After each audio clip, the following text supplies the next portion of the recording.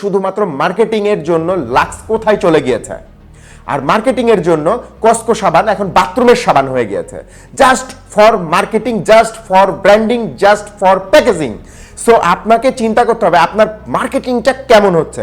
আপনার মার্কেটিং যদি বেটার হয় তবে আপনিও হাই দামে জমশেদ মজুমদার স্যারের মতো প্রোডাক্ট বিক্রি করতে পারবেন।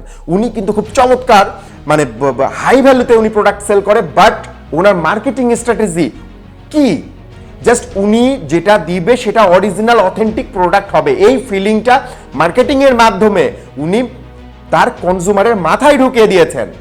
কনজিউমার তার কাছে যে নিয়ে হাই ভ্যালু দিয়ে প্রোডাক্ট কিনে নিচ্ছে। সেলস নেগোসিয়েশন নিয়ে কাজ করি, আমাদের একটা জিনিস হচ্ছে সব থেকে মানে ইম্পর্টেন্টলি মনে রাখতে হবে যে marketing strategy is the best way to grab more sales.